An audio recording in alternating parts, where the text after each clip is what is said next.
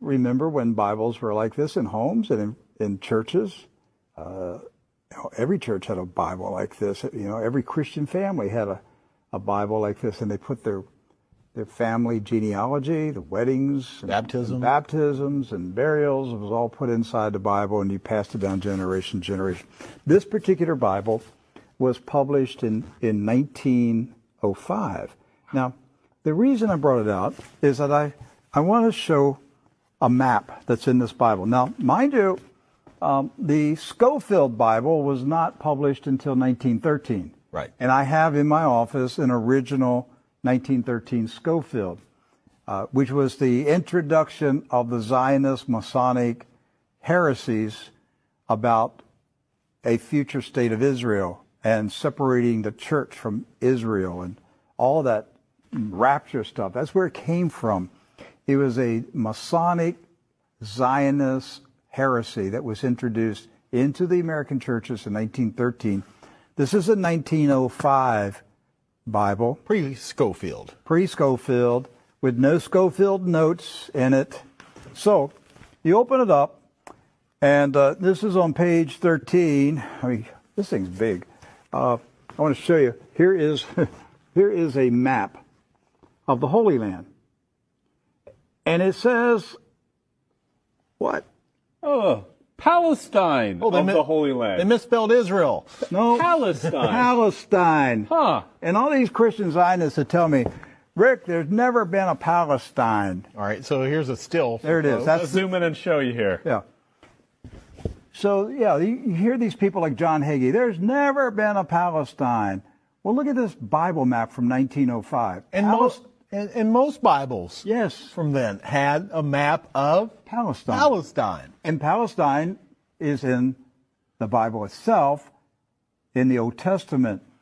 So we're showing you this just because I'm trying to break through the propaganda, the confusion, the lies that the Zionists have implanted in millions of minds of Christians in America, and told them there's never been a place called Palestine. But I have a map, Rick. Right there it is. So, with that in mind, do you know who lived in Palestine? Palestinians? Palestinians. I got that one right. Palestinians. And Palestinians were Jewish, Christian, and Muslim. Right. They weren't a particular faith. They were citizens of a particular country. Palestine. They were all Palestinians. Yes. Jesus was a Palestinian. Look at this. Okay? So Israel has never meant a political country. It's always meant the people of God. Yes. The called out ecclesia, the people of God. That's what Israel means. It's not a political country.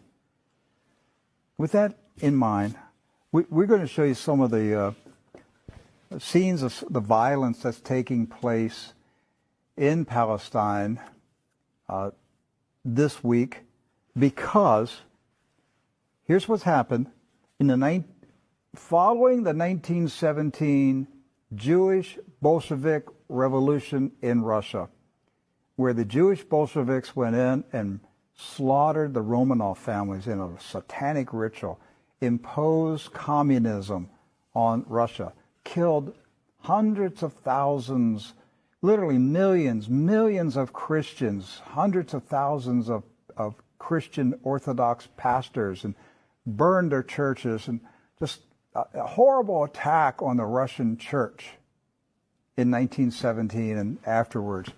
Then they began to infiltrate Palestine in the 1920s and the 30s.